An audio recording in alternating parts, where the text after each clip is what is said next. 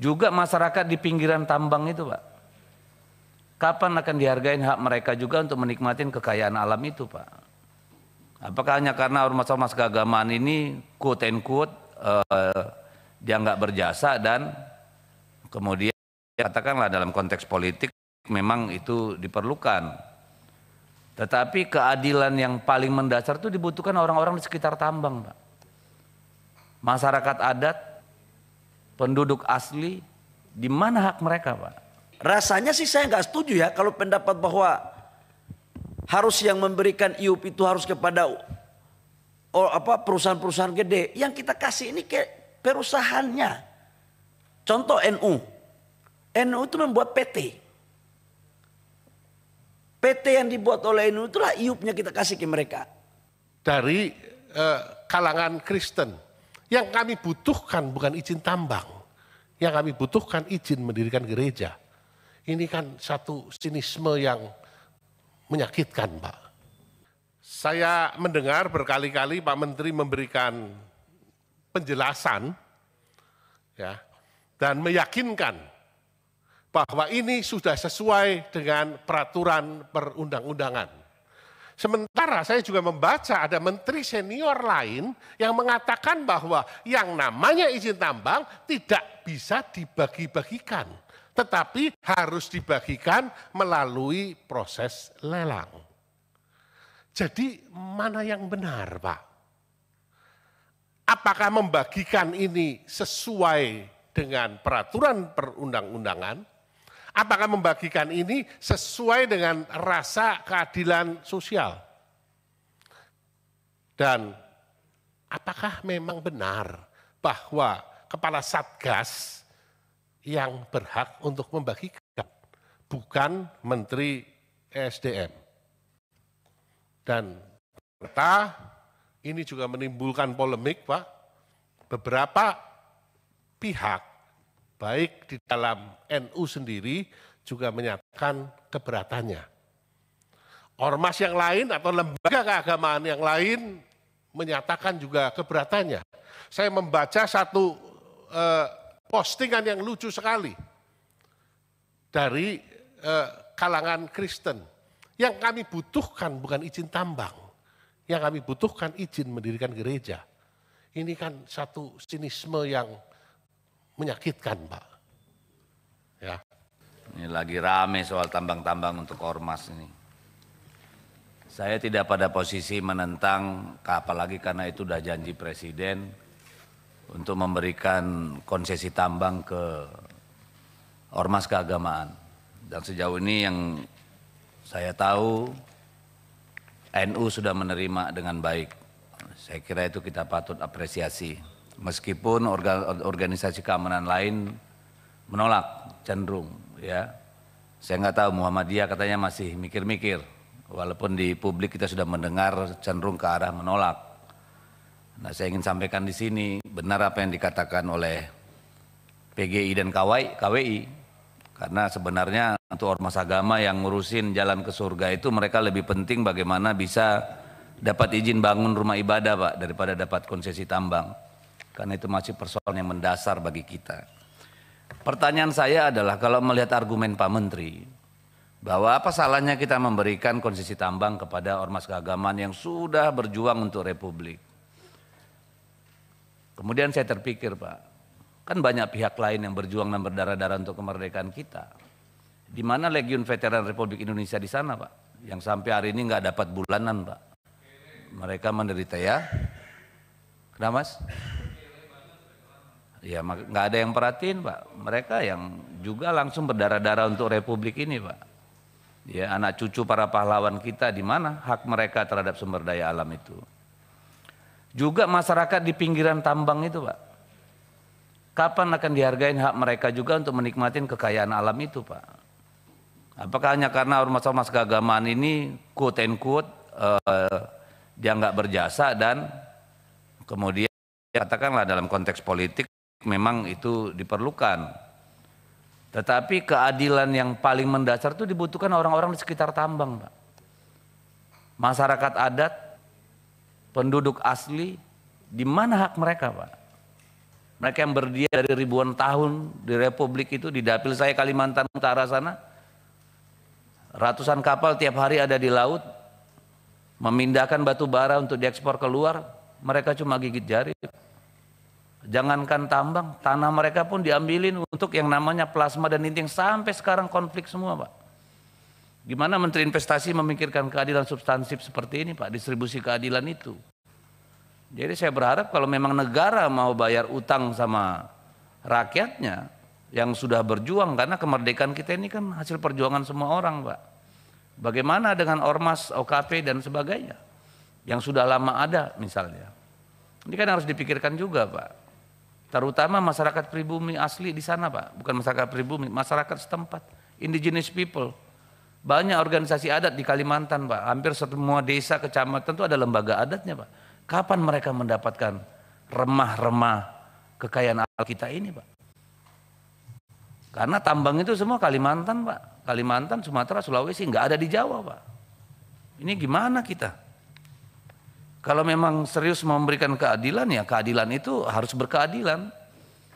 Jangan hanya adil dari sisi elit, itu yang pertama. Yang kedua, saya melihat bahwa sejauh ini mantra kita terhadap investasi itu, dia seolah-olah menjadi katakanlah tulang punggung pembangunan kita, Pak. No. Undang-Undang Dasar 45 itu mengatakan bahwa kekayaan alam kita itu atau ekonomi kita itu untuk kita, Pak. Saya pernah bertanya sebenarnya berapa banyak sih tenaga kerja yang diambil oleh para investor itu? Berapa banyak? Yang kita tahu kalau bicara data statistik, 96% tenaga kerja kita itu diserap oleh UMKM, Pak. Bukan oleh investasi yang ribuan triliun itu, enggak. UMKM. Lalu gimana kita, Pak, di situ, Pak? Saya dari awal mengingatkan Pak Menteri bahwa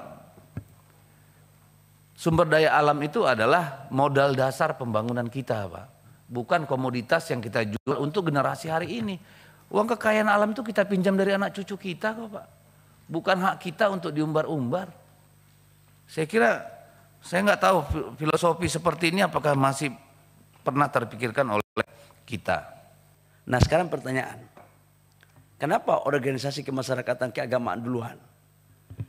Kan itu yang menjadi. Jadi kita berikan prioritas kepada mereka sebagai awal dulu. Awal kita lihat perkembangan yang kedua. Nah kaitannya dengan Pak Dedi tadi punya pertanyaan. Bagaimana dengan masyarakat-masyarakat adat yang di lokasi-lokasi tambang? Ini bagaimana? Pak Dedi yang saya muliakan. Perpres 70 tentang pencabutan IUP. Salah satu diantaranya adalah kita akan memberikan pendistribusian UMKM daerah. IUP ini contoh batubara di Kaltara, nikel di Sulawesi Tengah. Ya kita kasih aja orang-orang daerah situlah. Masa semuanya harus dikuasai oleh orang Jakarta sih? Tapi yang memenuhi syarat. Jadi ada instrumennya juga, Pak. Saya memikirkan tidak hanya yang besar-besar. Yang kecil juga saya memikirkan, Pak. Koperasi, BUMDes, itu salurannya nanti lewat Perpres 70. Terhadap IUP yang dicabut, kita juga akan memberikan sebagai skala prioritas kepada mereka. Artinya apa? Betul bahwa organisasi kemasyarakatan ini tugasnya bukan cari duit, betul. Tetapi harus kita ingat bahwa organisasi kemasyarakatan ini juga punya badan-badan otonom, punya badan-badan bisnis. Yang kesemuanya ini mereka bisa melakukan kolaborasi untuk saling mensupport. Jadi rasanya sih saya nggak setuju ya kalau pendapat bahwa harus yang memberikan IUP itu harus kepada perusahaan-perusahaan gede. Yang kita kasih ini ke perusahaannya. Contoh NU. NU itu membuat PT. PT yang dibuat oleh NU itulah IUP-nya kita kasih ke mereka. Dan ini sangat selektif, tidak gampang. Sebab apa?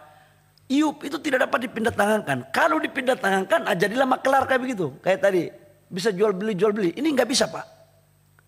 Jadi begitu IUP, dia nggak bisa dipindah tangankan. Kemudian saham pemilik daripada PT itu bisa koperasi daripada organisasi kemasyarakatan itu atau blending dengan orang yang ada dalam organisasi kemasyarakatan itu. Dan organisasi kemasyarakatan sekarang, jangan kita berproses seperti dulu-dulu. Mereka ini kadernya bagus-bagus kok. Sudah ada juga yang pengusaha-pengusaha gede, ada juga uangnya. Jadi kalau kami berpandangan Pak, selama ini kita lakukan sesuai dengan kaidah norma dan mereka jaga lingkungan, jaga pajak, bayar pajak, kenapa tidak? Berikut juga ada pertanyaan. Loh mereka kan tidak punya spesifikasi di tambang. Bapak Ibu semua, saya ini kan mantan pengusaha tambang lah. Emang saya dari Papua datang langsung jadi pengusaha tambang? Emang saya paham tambang? Enggak. Dapat konsesi, baru kita suruh kontraktor kerja. Freeport juga kan menyuruh kontraktor.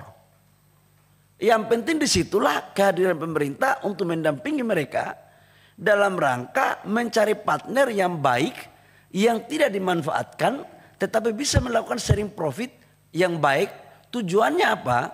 Agar organisasi kemasyarakatan ini bisa mendapatkan dana yang independen, halal dan mandiri untuk bisa membiayai program-program mereka tentang pendidikan, kesehatan, sosial dan lain-lain. Saya pikir itu Pak kira-kira garis besarnya. Baik. Nanti hal-hal teknisnya nanti pada saat pertemuan kita di rapat informal. Sedikit pimpinan. Silakan. Ini kan sangat penting Pak.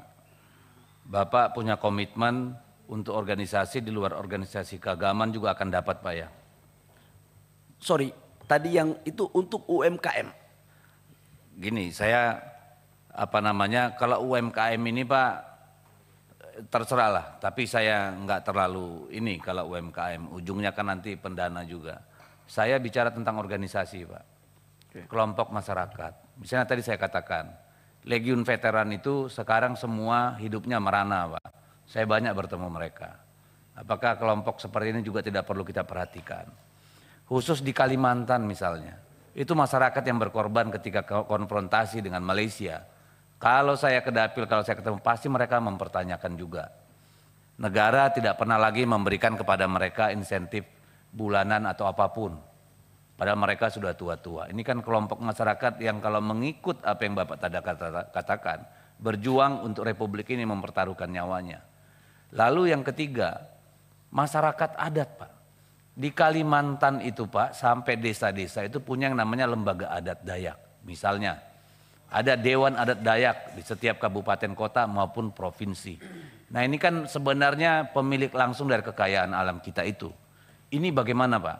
Karena kalau larinya ke UMKM lagi, mohon maaf Pak, bukan saya prejudice Pak ya, kita sudah mengalami. Apakah itu koperasi, UMKM, ujung-ujungnya di belakang kan bohir juga Pak, larinya ya. Nah ini gimana Pak? Saya butuh, karena kan mereka bertanya, ketika saya kundapil mereka tanya, Pak itu ormas keagamaan kami ini gimana gitu, Dewan Adat Dayak yang APBD-nya nggak ada ya. Kan mereka juga perlu mempertahankan, melestarikan budayanya Pak. Karena kalau di sana itu ada masalah, mereka nggak ke polisi Pak, tapi ke Dewan Adat. Nah ini gimana memperlakukan mereka gitu. Kan ini nanti takut saya menimbulkan kecemburuan sosial. Di daerah mereka ada NU mendapat konsesi, mereka di pinggiran hanya nonton Pak. Nanti kan ini jadi potensi konflik. Itu yang menurut saya perlu dipertimbangkan. Jadi kalau setelah ormas keagamaan, dewan-dewan adat yang ada di tempat-tempat itu sebagai penghasil tambang, bagaimana memperhatikan mereka? Ini cuma CSR. CSR itu pun biasa diambil sama kepala daerah, Pak. Rakyat itu nggak dapat apa-apa, Pak. Itu yang saya maksud. Makasih. Oke, Pak Dedi. Baik. Saya gini, sedikit pimpinan. Sebentar. Jadi mungkin konsennya Pak Dedi tadi itu betul, Pak Bahlil. Dicatat saja. Pada gilirannya juga menjadi concern kita. Kan kita tadi bilang ada diskresi. Nah, diskresinya tolong diperhatikan dari masyarakat adat atau veteran dan sebagainya.